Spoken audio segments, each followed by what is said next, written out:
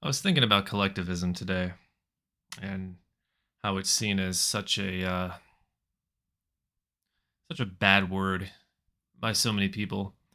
They think that to be collectivist, you got to be a communist, or you've got to be a socialist, or you've got to be Marxist, Leninist.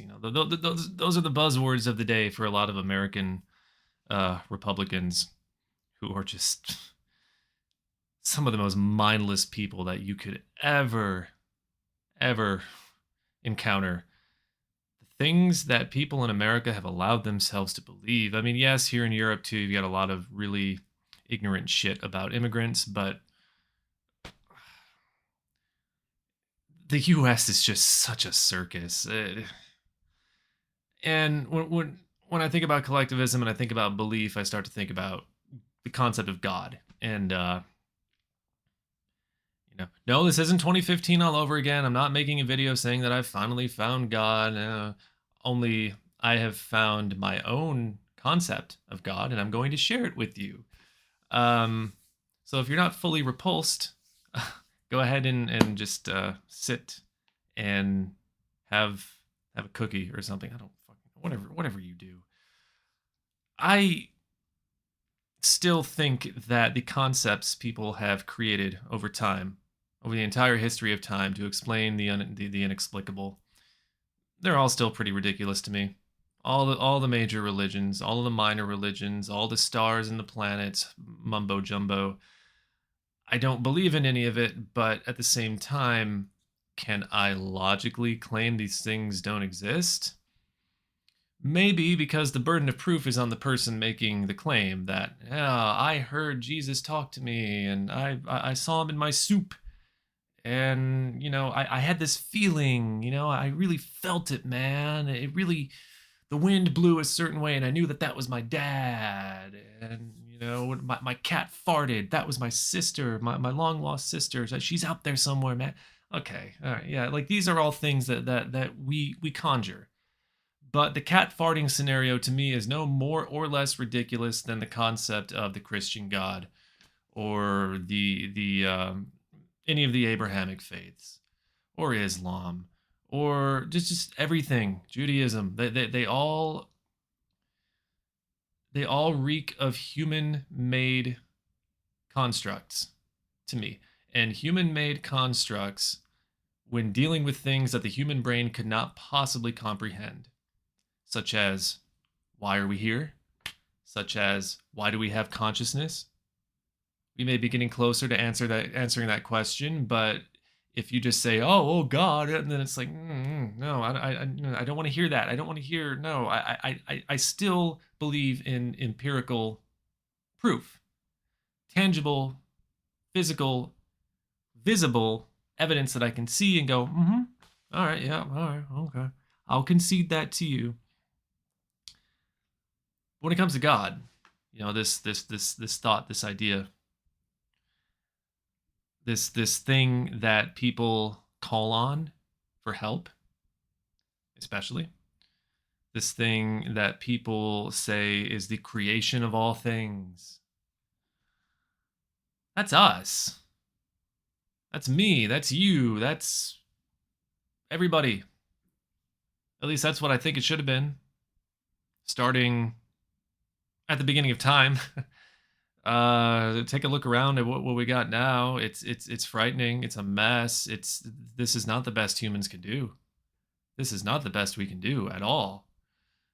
But it's what we've settled into, and we have built these religions and faiths around this decrepitude that we call capitalism, that we call way of life, that we call living. And then we call upon our own individual gods to make these things better. That's us. That should have been us from day one, collectively, together. Our energy, our actual tangible energy, our work, our dedication, our love that we put into things so that we all benefit and not just a few trouser stains at the top who are just passing money amongst each other and just making each other rich at the expense of everybody else. That ain't life. Oh, I just hit myself in the. That ain't life. It's not life. That's not what life was supposed to be. That's not what I believe life was intended to be. If you seriously want to go through life thinking that individualism was the way you were supposed to live, okay, that's great. Don't do anything that your taxes pay for, and don't partake in anything that your taxes pay for. If you're such an individualist, if you really want to put your money where your mouth is, go live out in the woods, go live off the grid. That's what I say. I know it's a very simplistic way of looking at it. And yes, a certain degree of individualism and self sufficiency is important because in a collectivist group, it is that very self sufficiency that we are sharing with one another and learning from one another so that we all grow together, so that we all thrive together, so that we don't go hungry, so that we're never thirsty, so that we're never wanting for shelter, that we're never wanting for these things that our gods that we made up can't seem to fucking figure out. You know, like putting food on people's tables and the basics. And then after we cover the basics, kind of like a cumulonimbus cloud and the overshooting top, I'm glad that I was able to get a meteorology reference in there. Then the surplus can go to, okay, what do we do now? But we don't leave it up to a fucking government, and we don't leave it up, we sure as fuck don't leave it up to one single person. A lot of idealizing going on in my head right now. I understand that, but that if I'm thinking about the concept of God, I think that God is supposed to be us. You know, the God that we're supposed to call on is each other. The God that we're supposed to rely on to help us through tough situations is each other. And we've lost that, and it's really sad. And I know I've given off a pretty antisocial vibe in the past with my videos. I'm fully aware of this, fully aware of this. But as I've gotten older, I've gotten to get pretty intimate with the concept of not pulling one up by one's own bootstraps, because it just makes absolutely no sense to me. In a world like this, people are being born every single day into an even more uncaring, cruel world, and to think that they should all get through it on their own without assistance, and to think that you, dear individualist, conservative, libertarian guy, that you're doing everything on your own. Yeah, it's really silly. It's really silly. It's a lot like you're asking people to just throw themselves into the lion's den and give themselves absolutely no chance of survival, because that's what you got if you try to do everything on your own. Um, Even if it's just within your own family, they're not going to be there forever. You're going to outlive a lot of these people. You know, that's the sad truth. You're going to outlive a lot of these people that you call your family, and eventually you're going to have to find other family members, like the world. I truly think that's how things should have been, starting way back then. But we have what we have now. That is the God that can get things done. That's a God that you don't even have to pray to it. You just go and knock on your neighbor's door. And, hey, I need this, and can you help me? Yeah, let's get so and so. Let's all do it together. And everybody raises their kids together, and everybody thrives and prospers. And yeah, big pipe dream, I know. But even in a late capitalist shit stage that we have right now, I think that something like that could be very beneficial. And I think it could still happen. Just as I can't logically claim that people's own experiences don't exist because I can't be in their own personal Phaneron. I can't. I just physically can't. Just as I can't claim that, I also cannot claim that there's no hope for us. That we couldn't at least invoke some light form of this collectivism, because we need it.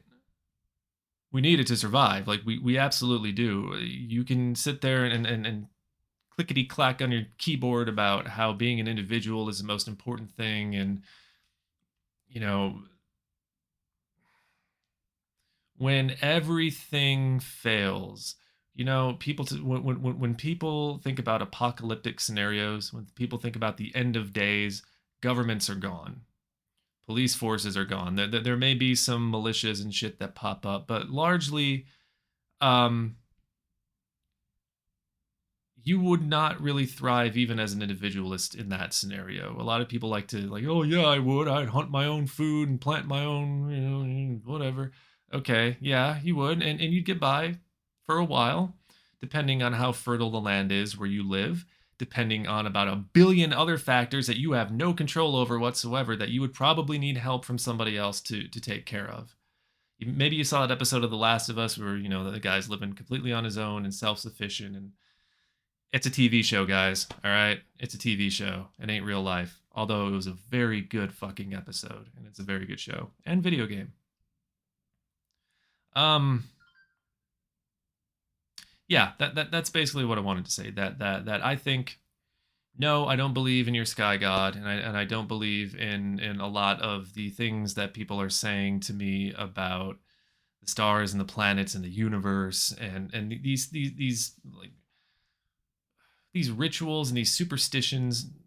I can't get behind those things, but I can absolutely get behind the very real power that is collectivism. And that is my TED Talk. Thank you for coming to it. You may proceed to now tell me how full of shit you think I am, if you are even still here. Have a good day, folks. Oh, what's the opposite of a false start? Like in music, where somebody like at the beginning of "Good Riddance" by Green Day, how he like fuck because I just had a false ending.